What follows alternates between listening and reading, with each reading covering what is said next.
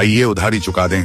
70 वर्षीय पूर्णमल अपनी पोती नीलू को स्कूल से घर लाने के लिए आया था। स्कूल की छुट्टी होते ही बरसात शुरू हो गई। पूर्णमल ने तुरंत पोती को अपने छाते के नीचे ले लिया ताकि वह भीग न जाए।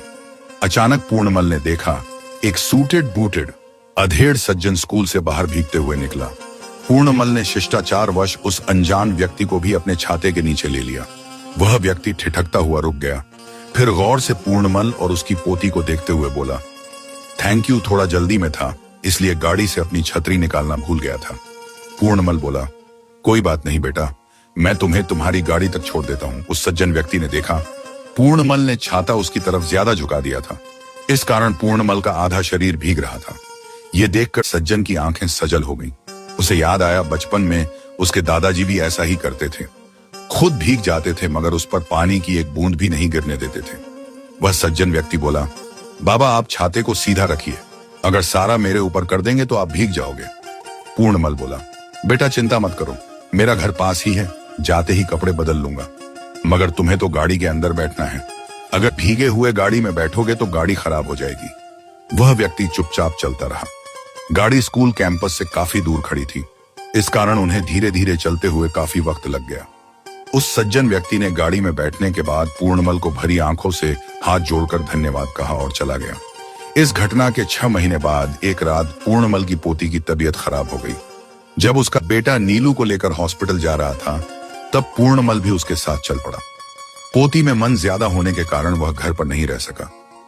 बाप बेटा दोनों नीलू को लेकर शहर के एक प्राइवेट हॉस्पिटल में पहुंचे। गार्ड ने कहा, डॉक्टर साहब अभी अभी अपने घर गए हैं, अब तो सुबह ही वापस आएंगे।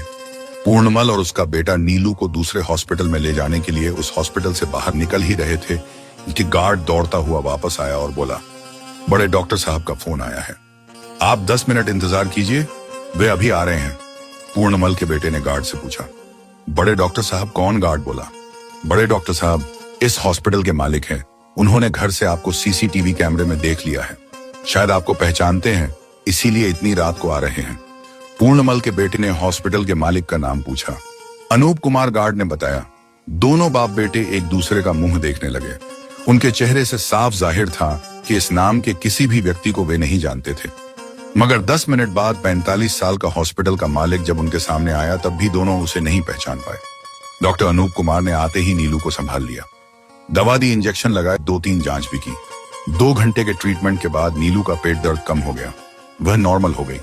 फिर अनूप कुमार ने उन्हें बताया, नीलू को फूड पॉइजन हुआ है मगर अब वह नॉर्मल है, इसे घर ले जाइए, साथ में कुछ दवाएं दे रहा हूं, उन्हें टाइम पर देते रहना और कोई प्रॉब्लम हो तो हॉस्पिटल ले आना। जब नीलू के पिता ने बिल मांगा तब डॉक्टर अनूप कुमार बोला, बिल आपके पिता ने 6 महीने पहले ही चुका दिया था, मैंने तो उनकी उधारी चुकाई है। फिर डॉक्टर पूर्णमल की तरफ देखते हुए बोला, बाबा आपने मुझे पहचाना नहीं, मैं वह व्यक्ति हूं जिसको आपने बरसात से बचाया था। याद कीजिए वो दिन जब आप नीलू को स्कूल से लाने गए थे, तब मैं भी किसी काम से उस स्कूल में गया हुआ था, आपने खुद को भिगोकर मुझे मेरी गाड़ी तक छोड़ा था। पूर्णमल अपनी आंखों पर चश्मा ठीक करते हुए बोला, बेटा वो कोई रण थोड़े था जो तुम बिल माफ कर दोगे, वो इंसानियत के नाते मेरा फर्ज था, मैंने निभाया, तुम अपनी फीस और दवा के पैसे लो। डॉक्टर अनूप कुमार बोला, बाबा वो रण से भी बढ़कर था, आपकी निस्वार्थ सेवा ने मेरा हृदय परिवर्तन कर दिया है। उस दिन का ऋण इतना हो गया है कि मैं उसे अपने जीवन भर चुकाना पसंद करूंगा। उस दिन के बाद मैं गरीब और मजलूमों का इलाज मुफ्त में करता हूं। उसके बाद दिल को जो सुकून मिलता है वो आपकी याद दिला देता है।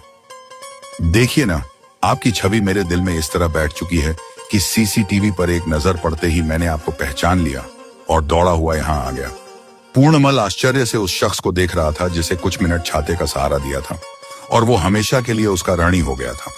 पूर्णमल ने कहा, बेटा फीस के पैसे मत लो, दवा और जांच के पैसे ले लो। डॉक्टर अनूप कुमार हाथ जोड़कर बोला, मुझे सिर्फ आशीर्वाद दीजिए बाबा कि मैं हमेशा ऐसा बना रहूं। उस दिन आपके छाते के नीचे जो सुख और अनुभूति मुझे मिली थी उसका ऋण जीवन भर चुकाता रहूं। सचमुच बाबा, आपकी उधारी चुकाने में इतना मजा आ रहा है कि मेरा तो जीवन ही सार्थक हो गया। पूर्णमल और उसके बेटे ने डॉक्टर से पैसे लेने के लिए काफी मिन्नतें की मगर डॉक्टर ने हाथ जोड़ दिए, क्योंकि पूर्णमल उसका गुरु था जिसने इसे निस्वार्थ सेवा करना सिखा दिया था। वह गुरु से पैसे कैसे लेता? गुरु की तो उस पर उधारी थी और उस उधारी को उसने जीवन भर गरीबों की सेवा करके उतारना था। कहानी का मोरल, आइए हम भी अपनी उधारी चुकाएं। अपने माता पिता की, जिन्होंने हमें ये जीवन दिया है, अपने दादा दादी की, जिन्होंने हमें प्यार किया, लाड लड़ाया, उन दोस्तों की जिन्होंने हमें मुस्कुराने की वजह दी, अपने पति या पत्नी की, जिन्होंने हमारा हाथ थाम कर हमें गले लगाया है, हर सुख दुख में हमारा हाथ बंटाया है। उन सब की उधारी चुकाएं जिन्होंने हमें जीने की वजह दी है। उनकी उधारी भी चुकाएं जिससे हमने सचमुच के पैसे उधार लिए हैं, जो हमारे उस समय काम आया जब हमें उसकी जरूरत थी। और उस भगवान की उधारी भी चुकाएं जिन्होंने हमें मानव योनि देकर इस धरती पर भेजा है। आइए हम सब मानव बने, एक दूसरे के काम आए, हर चेहरे पर मुस्कुराहट बांटे। लेखक विजय वर्मा। कहानी पूरी पढ़कर जरा भी आनंद मिला तो मेरी उधारी भी चुकाएं। एक लाइक, एक शेयर और एक कमेंट्स करें और अच्छी कहानियों के लिए पेज फॉलो करें।